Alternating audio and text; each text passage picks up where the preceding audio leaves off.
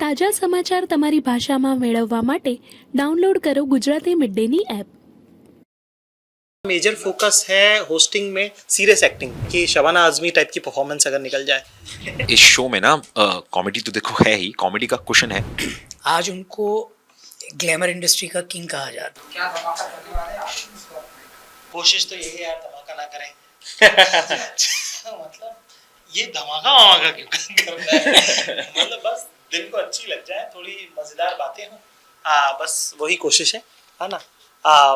थोड़ी जो पारिवारिक जो बातें हैं मेरे ख्याल से उनको करने की कोशिश है और उन तक अपने दिल की बात पहुंचाने की कोशिश है। तो if I am not wrong तो शायद पहली बार आप टीवी पर आ रहे हैं। जी साहब, होस्टिंग पहली बार कर रहे हैं। होस्टिंग थोड़ा बताइए कि क्या करने वाले हैं आप, लाइक होस्टिंग में कितने एक्साइटेड हैं? क्या मैं होस्टिंग, मेरा मेजर फोकस है होस्टिंग में सीरियस एक्टिंग। जी हाँ भाई, ये मेरा एक मेजर फोकस है और कोशिश तो यही है कि शबाना आजमी टाइप की परफॉर्मेंस अगर निकल जाए जैसी उन्होंने पार में करी थी, वो अगर मेरा लक्ष्य है मेन, तो अगर वो हो जाएगा तो सही रहेगा। मैंने तो सुना आप एंजेलिना जोली को बुलाने वाले हैं। नहीं साहब, हमारी स्कारलेट जोहानसन से भी बात हुई। हाँ, लेकिन वो बताना वो नहीं। अरे मैंने फिर से बता दिया। तो नहीं, नहीं, Excited है, कुछ तो कहना चाहते हैं। मैं यही कहना चाहता हूँ कि ये बात बतानी नहीं है। ये 6th या 7th एपिसोड में आने वाला है। ये सिर्फ अपने अंदर की बात है, वो बतानी नहीं है। आपसदारी की बात है तो उसको काट। हाँ जी, हाँ जी। ब्रदर जी वो आ रही हैं, सॉरी आ रही है। अरे यार, सॉरी सॉरी क्या सॉरी। आप क्या आप सवाल पूछेंगे उनसे? हाँ, मैं तो देखने जा रहा हूँ उस दिन बस। मैं बैठ रहूंगा एक ही जगह। क्या? नहीं मतलब बस जाके मतलब उनको जाकिर भाई बात करेंगे और हम सुनेंगे और उस माहौल को थोड़ा सा एंजॉय करेंगे। हमने सुना है कि पहला ये हो गया है, करण जौहर जी आ चुके हैं। जी क्या कुछ कैसा रहा एक्सपीरियंस उनके साथ का?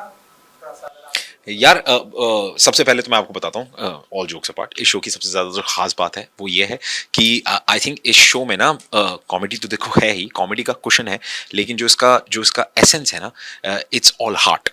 और आई थिंक आपको वो पहले एपिसोड में ही दिख जाएगा, इज बिकॉज जहाँ करण सर से जो बातें हुई हैं, जिस तरीके से वो उन्होंने उनकी जो जीवन की जो कुछ ऐसे किस्से, कुछ ऐसी कहानियां जो हमारे सामने रखी, वो शायद हमने पहले नहीं सुनी थी। तो आई थिंक वो एक बहुत ही वल्नरेबल स्पेस, बहुत ही ब्यूटीफुल और सेंसिटिव स्पॉट है जो जाकिर भाई बहुत ही बढ़िया से टैप कर रहे हैं। और उसके इर्द गिर्द हम जो है, हमारा पागलपन और हमारी मस्ती से उसको पूरा भर के वो जो एक झांकी है उसको बढ़िया सा तैयार करके आपको पेश करेंगे। तो प्लीज सैटरडे संडे देखिए and I am sure you can enjoy this. मेरे ख्याल से एक मेरी कोशिश ये रहती है कि किसी भी गेस्ट से जब हम बात करें तो उनको एज ह्यूमन ट्रीट किया जाए, एज इंसान के तौर पर उनका जो संघर्ष रहा है, उनके पारिवारिक संघर्ष जिस तरह के रहे हैं, जिस तरह की उनकी पीढ़ियों ने, उनकी आल ने जो मेहनत करी है, जिसकी वजह से वो इंसान बन पाया जो वो आज हैं। क्योंकि मेरी भी लीनियज है एक, है ना, जिसकी वजह से हम सब जहाँ जहाँ पहुँचे हैं वहाँ पीढ़ियों का संघर्ष लगा है हमारे यहाँ पहुँचने में, है ना। किस पीढ़ी ने बीज बोया, किसने पानी दिया, किसने वहाँ खाद डाली, किसके सालों में वो पेड़ उगा, और हमारे वक्त ये फल तोड़ने का शायद वक्त आया है। और हमारी पुश्तों में शायद ये मौका बाय चांस की बात है कि हमें मिला, या उनकी पुश्तों में शायद बाय चांस की बात है कि उनको मिला। पर वो जो मेहनत है जो पिछली पीढ़ियों ने करी, जो उनके वालिद साहब ने किया, जो उनकी मदर ने किया, जो उनकी दादी ने किया, उसको भी याद करना और उनसे सीखना मेरी ज़िंदगी में एक ही सबसे बड़ी चीज़ है जिसको लेकर मैं बहुत लालची हूँ, वो है सीखने को लेकर। मैं किसी भी हद तक जा सकता हूँ वो करने के लिए। और ये वो शख्स हैं जो हर वो शख्स जो आ रहा है हमारे शो पे, वो अपने अपने काम के पीक पर हैं, बेहतरीन शख्सियत हैं जिनका बड़ा बॉडी ऑफ वर्क है। और उनसे ये समझना कि वो वहाँ पहुँचे किस तक, हम जैसे लड़के जिनका कोई कॉन्टेक्स्ट नहीं है इस फील्ड का, है ना, उनके लिए वो नॉलेज, वो इंसाइट, वो इतना ज़रूरी है। और आई थिंक वही हमने उनसे बात करने की कोशिश करी, और उसके बाद जो श्रद्धा और राजकुमार है उनसे भी हमने वही समझने की कोशिश करी। स्त्री भी आई है आप? जी जी जी जी। स्त्री को तो बुलाना ही चाहिए। परेश भाई आप बताइए, आपने क्या सवाल पूछा है, कैसा रहा एक्सपीरियंस? ठीक है, हाँ, जैसे जाकिर ने बताया और ऋत्विक ने बताया, करण जौहर का जो बॉडी ऑफ वर्क है, आज उनको ग्लैमर इंडस्ट्री का किंग कहा जाता है कि उन्होंने इतनी बड़ी बड़ी फिल्में बनाई, इतने सक्सेसफुल हैं, लेकिन वो इंसान कैसे हैं, उनकी स्ट्रगल, उनकी जर्नी क्या रही है। I won't say struggle because struggle is a bad word, I would say it's a journey. Struggle तो हर कोई बंदा स्ट्रगल तो करता ही है, लेकिन जो उनकी जर्नी है, वो जर्नी में उतार चढ़ाव क्या है, उन्होंने क्या किया, उनका लर्निंग एक्सपीरियंस क्या रहा, वो जो हमें जानने मिला, उससे हमें ये भी सीख मिलती है कि चाहे कितने भी उतार चढ़ाव आएँ, आप अपना लक्ष्य ध्यान में रखें, आपको कहाँ जाना है, आप वहाँ पहुँचेंगे। बाकायदा आपको ऑनेस्टी से काम करना है, मेहनत करनी है। और जिस तरह से करण जी ने जो अपनी एक ह्यूमन साइड हमें बताई है, वो शायद आज तक हमने कभी उनके किसी भी इंटरव्यू में देखी नहीं है। तो वो I think will be a different then उनके अर्लियर जो भी इंटरव्यूज़ हुए हैं, जो भी उन्होंने आजकल अभी तक जो उन्होंने बताया है, वो शायद ये शो में आपको लगेगा कि हाँ, ये तो डिफरेंट इंसान है। जो इन्होंने पहले कभी शेयर नहीं किया था, वो शायद जाकिर के शो पे उन्होंने शेयर किया है। इस तरह से आपके अपने नाम का शो लाना जी कितना बड़ा चैलेंजिंग है आपके लिए? साहब कंटिन्यू तो टाइम ही बताएगा। हम तो अभी जितना कर सकते हैं उतना करेंगे, कंटिन्यू तो समय ही बताएगा। अब उस कालखंड में क्या लिखा है वो तो भगवान के हाथ में, ऊपर वाले के हाथ में, माँ बाप की दुआएं हैं उसमें, अगर वो चल जाएगा तो। अपने नाम का शो जो है, मेरा तो नहीं था आइडिया ये मेरे ख्याल से जो हमारे क्रिएटिव प्रोसेस के लोग हैं सब, उनकी तरफ से ये बड़ी उनकी इच्छा थी कि शो का नाम आपका अपना जाकिर हो। मैंने तो 75 और नाम दिए थे कि ये रख लो, ये रख लो, ये रख लो, रख लो, पर वो सब माने नहीं। और मैं बड़ा एक टू मच डेमोक्रेसी के साथ ऑपरेट करता तो उस चक्कर में मेरे वोट जो है कम पड़ गए और मैं ही हारा। तो पर अब जब लग रहा है शो तो ठीक ही लग रहा है, घर वाले बहुत खुश हैं, मम्मी पापा को बहुत अच्छा लग रहा है, उनके बेटे के नाम से शो है, तो मेरे ख्याल से उससे बड़ी खुशी क्या होगी।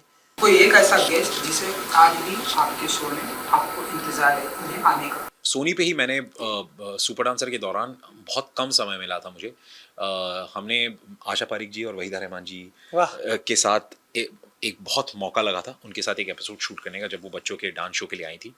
तो मुझे याद है यार, वो एक दिन जो था ना, वो इतना मेस्मराइजिंग था, क्योंकि उनकी कहानियाँ इतनी सुंदर और इतनी ग्राउंडेड कहानियाँ कि उनसे जब सुना कि वो वहीदा रहमान जी, वो आशा पारेख जी हैं यार, मतलब गॉडेसेस हैं वो। तो आप उनके मुँह से जब वो बेसिक ह्यूमन कहानियाँ सुनते हो, तो आई जस्ट फेल्ट लाइक कि शायद मेरी मम्मी ही बात कर रही हैं, या मेरे ही घर में मेरी चाची हैं या कोई है जो बात कर रही है, और वो उनके, लेकिन चेहरा आशा पारिक जी और वहीदा रहमान जी का है। So I think I would really hope and pray कि हमारा अगर ऐसा कभी नसीब बने कि इस शो पे वैसे कुछ गेस्ट आएँ, क्योंकि आई एम श्योर जाकिर भाई यू विल लव इट, और इसी बहाने शायद हमें भी दोबारा मौका मिलेगा उनसे थोड़ी सी गुफ्तगू करने का। सो आई थिंक ये जो दो गेस्ट जो मेरा मन कहा कि they should be on the show.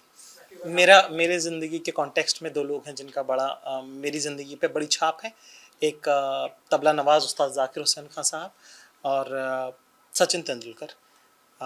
ये लोग अक्सर शोज़ पे नहीं जाते हैं और हम शायद पूछेंगे तो वो मना कर देंगे, पर मेरी बड़ी ख्वाहिश है कि इन दोनों को एक साथ, कि दो लोग जिनको टाइमिंग की इतनी समझ है, एक रिदम की और टाइमिंग की जिनको इतनी समझ है, और उनसे बड़ा मास्टर उस चीज़ का कोई है नहीं, ये दो लोग अगर एक साथ मेरे शो पे आएंगे तो शायद उस दिन मैं मान लूंगा कि साहब मैंने सब कुछ अचीव कर लिया है। कि मैं चाहता हूँ कि अमिताभ बच्चन और MS धोनी अगर शो पे आएँ, एक साथ ऑफ कोर्स एक साथ आएंगे, अलग अलग आए तो भी मुझे कोई इशू नहीं है बस आ जाएं, क्योंकि दोनों अपने अपने फील्ड में लेजेंड हैं और उनका एक्सपीरियंस और उनकी जर्नी आई थिंक वो ज़्यादा इंस्पिरेशनल होगी।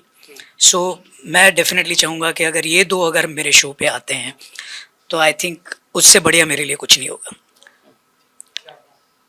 तो आपका अपना जाकिर 10 अगस्त से Saturday Sunday Sony Entertainment Television, भूलिए मत, 9:30 से 10:30। जी થેન્ક યુ। સબસ્ક્રાઇબ કરો Gujarati mid day. Bell icon પર ક્લિક કરીને મેળવો તમામ વિડીયોના ડાયરેક્ટ નોટિફિકેશન.